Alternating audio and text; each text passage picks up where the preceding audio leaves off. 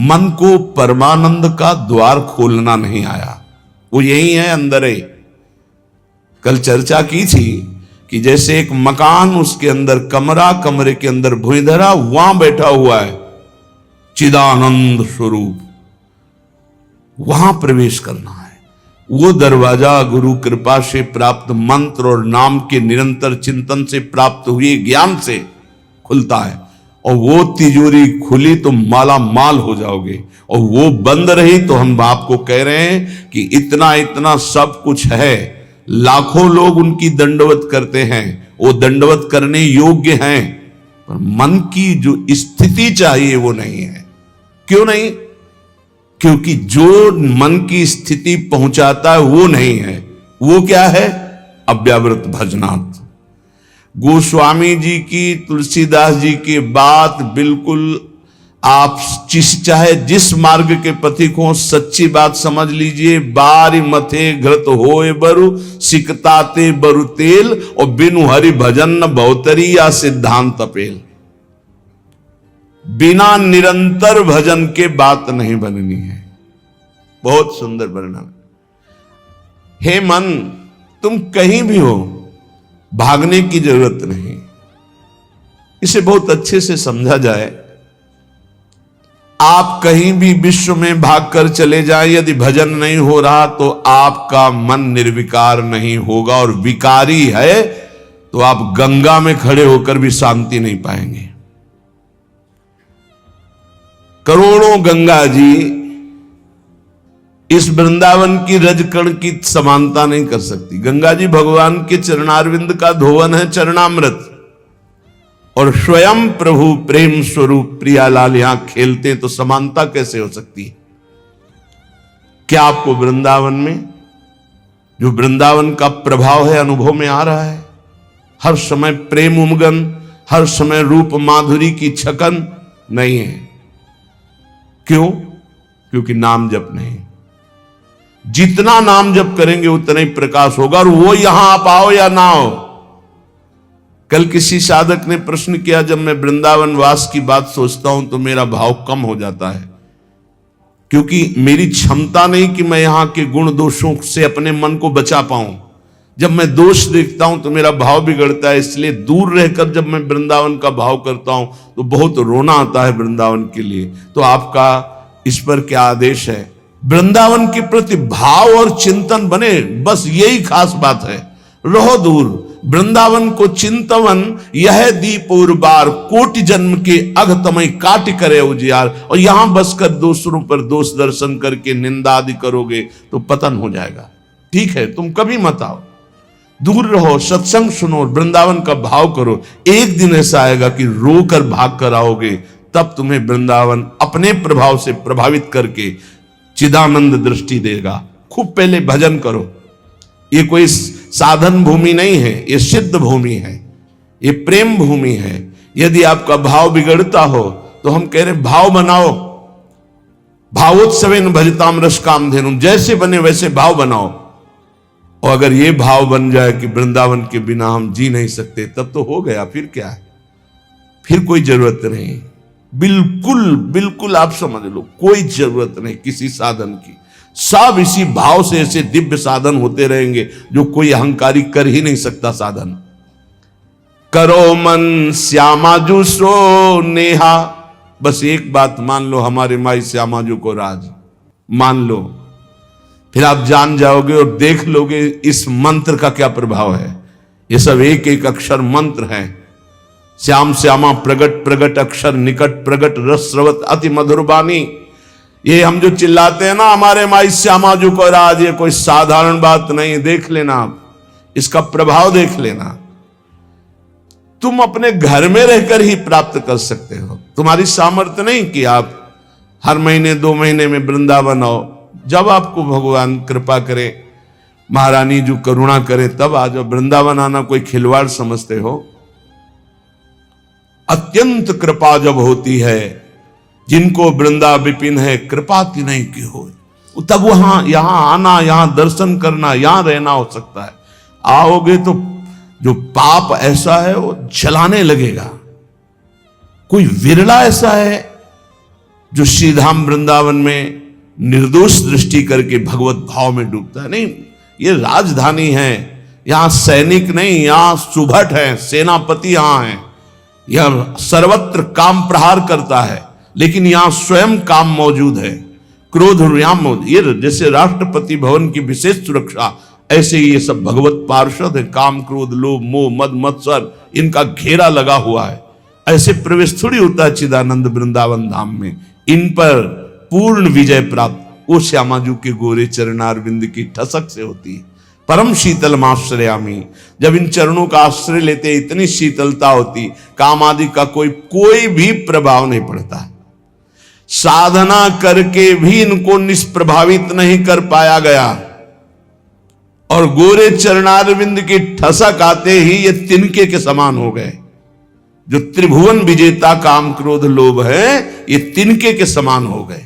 सच्ची मानना, इन गोरे चरणारविंद का एक अद्भुत प्रताप है, जिनको स्वयं अखिल कोटि ब्रह्मांड नायक परात्परीश अपने वक्षा स्थल पर ऐसे प्रकट रखते हैं। हृदयर्पितम, हृदय में अर्पित ऐसे करते हैं। परम शीतलमाश्रयामी, लालजू के हृदय में उनका हम आश्रय लिए। करो मन श्यामाजू सो नेहा। और एक अंदर की बात तुम्हें बताते हैं, हमारी श्री जी कभी किसी भी अपराध पर किसी के ऊपर गुस्सा नहीं होती। इसका दुरुपयोग मत करना, क्योंकि श्री जी तो गुस्सा नहीं करती, पर लालजू भी थप्पड़िया देंगे जो ज्यादा उद्दंडता करोगे। तिनकर काल रूप में भ्राता। अर्जुन पूछ रहे हैं, कौन हो प्रभु, ये आपका विकराल रूप, इतना विस्तार, मैं थर थर कांप रहा हूं, मेरी सामर्थ्य नहीं, मैं देख सकूं, इस समय मैं बढ़ा हुआ महाकाल हूं। भगवान बोल रहे, ये हैं इनके दूल्हा, श्यामाजू के दूल्हा हैं, और कोई दूसरे नहीं हैं। दूसरों ने कोई, यही है, इनके सिवा कोई है नहीं। बड़ा हिरण्यकश्यप उछल कूद मचा रहा था, कहां तेरा भगवान, कहां भगवान, भुजा ठोकना। जिस समय खंभा फाड़ के निकले, दहाड़ मारी तो न तेज देख पाया, न आवाज सह पाया, मूर्छित होके गिर गया। तलवार कहीं ढाल, कहीं बेहोश पड़ा है हिरण्यकश्यप। स्वयं भगवत पार्षद और दिव्य सामर्थ्य से युक्त महातपस्वी भगवान ने कहा, उठ, थोड़ी देर तो खेल ले, मेरा पार्षद है, थोड़ी देर खेल ले। खिलाते, फाड़ के फेंक दिया नाखून से।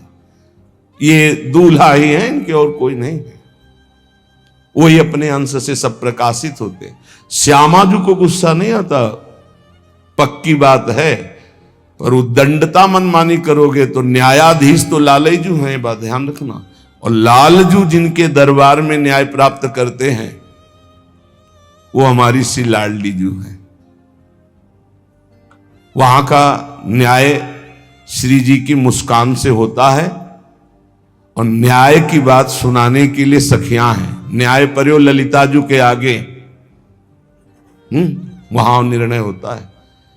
इसीलिए प्यारी जू कभी कभी हम लोगों के पक्ष के लिए थोड़ा सा भ्रकुटी लालजू से टेढ़ी रखती है, तो वो हा खात, वो हम लोगों के लिए, क्योंकि कैसे हम अधमों का निस्तार होगा तो उन्हीं की लेखनी से। तो अनुल्लिख्यानंतान तदपराधान मधुपति, लिखेंगे ही नहीं, क्यों? जहां भ्रकुटी हुई, पास रजिस्टर बहुत गंदा है। कैसे वो पापी क्यों न हो, हरिवंश नाम जो ले, तो अलक लड़ेती रीझ के महल खवासित पास। सच्ची मानिए, बड़े भाग्य होंगे जो गोरे चरणारविंद की ठसक में आ जाए।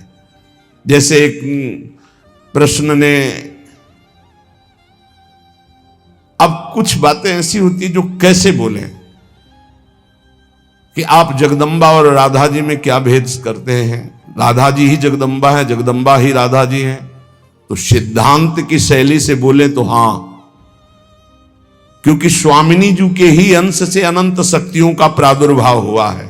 समस्त शक्तियों के मूल श्री स्वामिनी जी हैं, और समस्त शक्तिमानों का मूल श्री लालजू महाराज हैं। इसलिए हां, और स्वामिनी जी अद्वितीय हैं। इनके जैसा यही हैं। देवलोक भूलोक रसातल सुन कवि कुल मति डरिए, सहज माधुरी अंग अंग की कई कासो पट तरिए।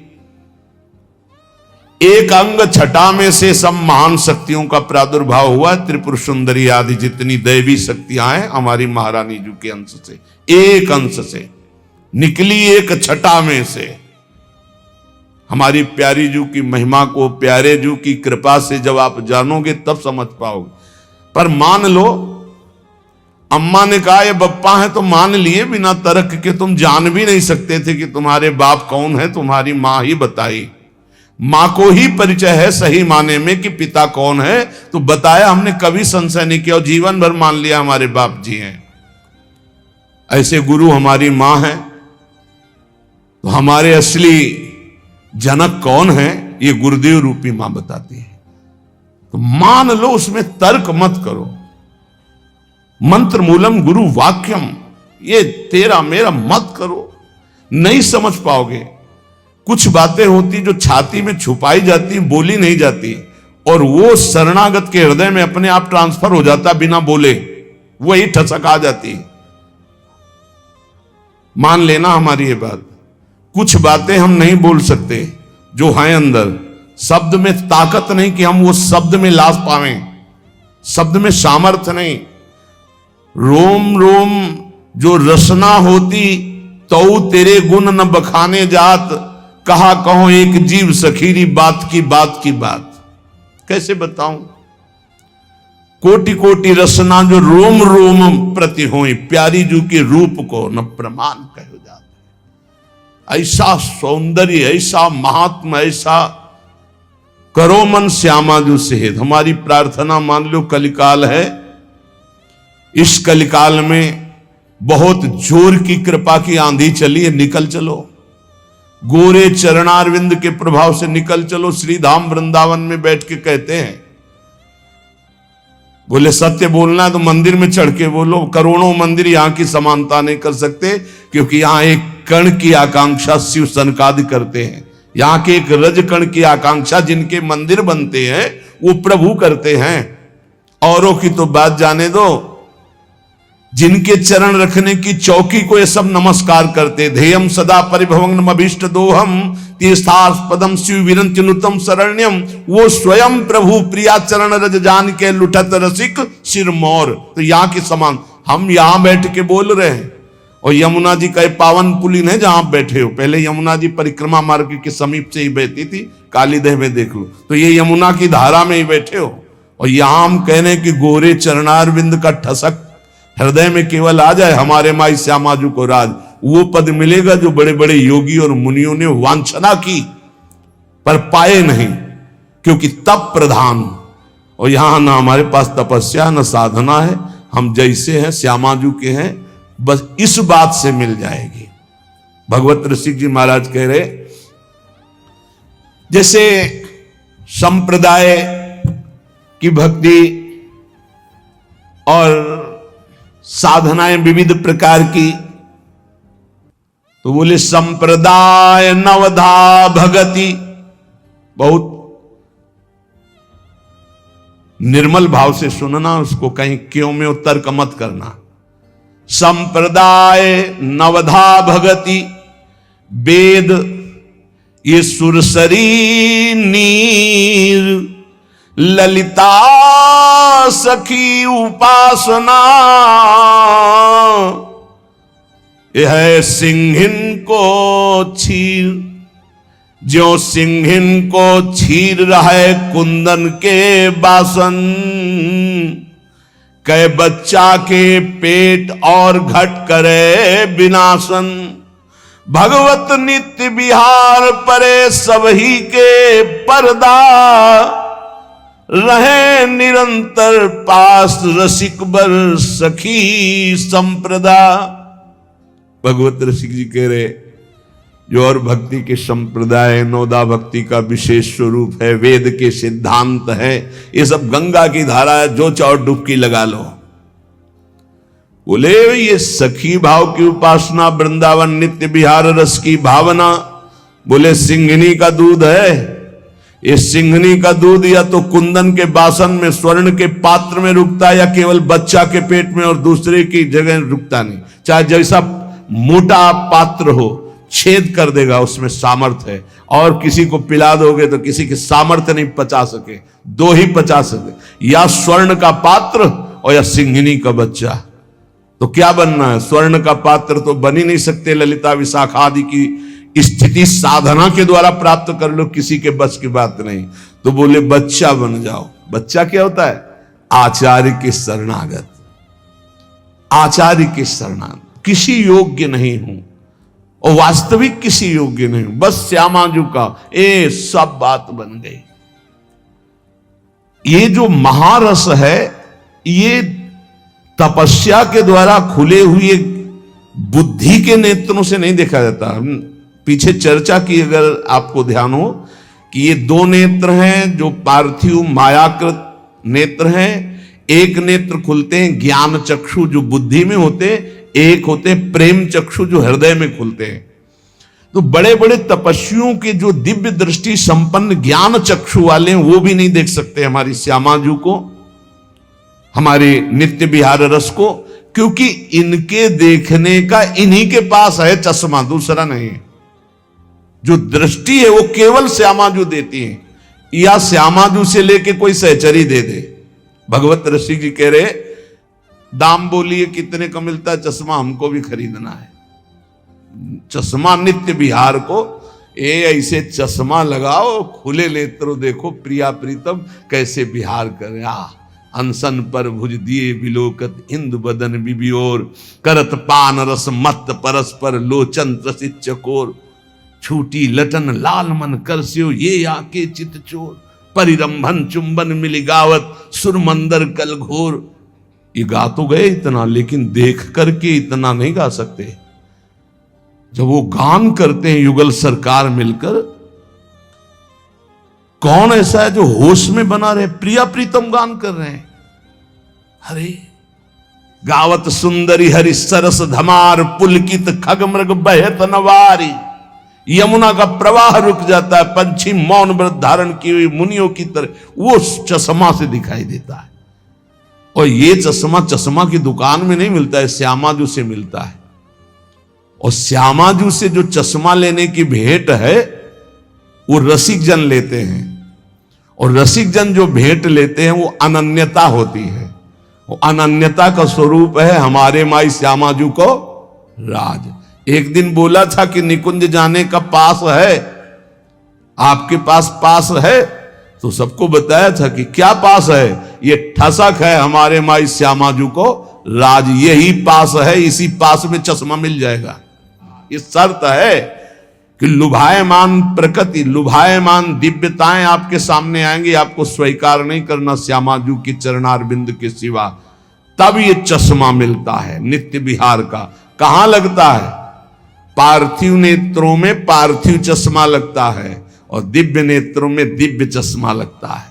तो मानस नेत्रों में चश्मा प्रियाजू लगा दिए अपने नित्य विहार, अब दिखाई देने लगा दिव्य रूप वृंदावन का, दिव्य रूप प्रिया प्रीतम का, दिव्य दिव्य लीलाएं। पक्का विश्वास हो गया मुझे, जी ही चश्मा लगा और देखा, पक्का विश्वास, यही दिव्य वृंदावन है, यही प्रिया प्रीतम विराजमान, यही दिव्य रस केली हो रही है। अंतर में चश्मा लगते ही अब आंख खोलो तो वही दिखाई दे रहा है, आंख बंद करो तो वही दिखाई दे रहा है। ये हमारा निज धन है, इसके हम अधिकारी हैं, पक्का समझो।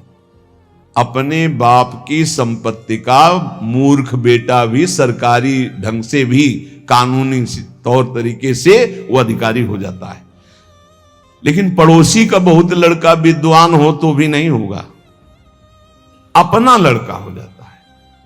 जिस समय कोई हृदय से प्रभु को अपना मानता है, वो तो बहुत पहले से कह रहे हैं ममैवांशु, भूल मिटा दो, यही भूल मिटाने के लिए सत्संग है, यही भूल मिटाने के लिए शास्त्र है, यही भूल मिटाने के लिए संत महात्मा गुरुजन भ्रमण करते हुए जगत को अपनी वाणी के द्वारा पावन करते हैं। यहां प्रभु के सिवा कोई नहीं है। जितने नाम रूप हैं सब मायाकृत हैं, जादू का तमाशा है। इनमें सत्य चैतन्यता केवल मेरे प्रभु हैं। ये पक्की बात समझ लो। जहां ये बात समझ में आई और तुम्हारा मन सर्वत्र से हटा और प्रभु की तरफ अनन्य भाव से गया, तो अंतरलीन हो जो ही निरंतर निज धन पायो। खुल गया दरवाजा, जो पीछे अभी कह रहे थे, जो ही वो दरवाजा खुलेगा माला माल हो जाओगे। निज धन पायो, परमानंद स्वरूप, प्रेमानंद स्वरूप, अपने स्वरूप का, अपने आराध्य देव का जो रसास्वादन होने लगा। सुख नारद रस रीति प्रगट परिपूरन ससमा, प्रेम पीयूष न श्रवय भाव रूपी बिनु चश्मा। श्री सुखदेव जी, श्री नारद जी, श्री सनत कुमार आदि और वेद शास्त्र, इन सब में जिनकी महिमा नेति नेति कह कह गायन की है, गायन की गई है, उसी को भगवत रसिक जी कहते, श्यामाजू ने हमें प्रेम दृष्टि दी तो हम उसे देख रहे हैं, उसका स्वाद ले रहे हैं। विशुद्ध भाव दृष्टि प्रियाजू की कृपा से प्राप्त होती है और ये कृपा रसिकों से मिलती है। कहो कृपा उपजे के भांति, तो रसिकन संग फिरो दिन राती। और रसिकों की कृपा से श्यामाजू की अनन्यता आती और अनन्यता से ये दृष्टि प्राप्त होती है। और जब ये दृष्टि प्राप्त होती है तो घर बैठे नित्य विहार रस देखो, हजारों किलोमीटर दूर से रहो कहूं में। बात ये समझ लो, कहीं भी रहो, कोई पकड़े ना ही पला, कोई पल्लू नहीं पकड़ सकता तुम्हारा, कोई अपमान नहीं कर सकता। ध्यान रखना, गृह कानन में रहो कहूं भी, तुम्हारी रुचि, चाहे कानन वृंदावन में रहो या किसी और वन में रहो या अपने घर में रहो, गृह कानन में रहो कहूं भी, कोई पकड़े ना ही पला। ऐसा कोई दो शीश वाला पैदा नहीं हुआ कि अगर भगवान की इच्छा और भगवान के जन की इच्छा एक हो गई है तब तो स्वीकृत है, जो चाहो जैसे चाहो खेलो। और अगर उनकी इच्छा नहीं तो सीम की चाप सके को तासु, बड़ रखवार रमापति जासु। भगवान जिसकी रक्षा करते उसका कोई बाल बांका भी नहीं कर सकता। हां, प्रभु की इच्छा और भक्त की इच्छा दोनों मिल जाएं और स्वीकृति हो गई, अब खेल खेलो, कोई बात नहीं, तेरा किया मीठा लागे, अब वो बात अलग हो गई। ऐसे कोई नहीं।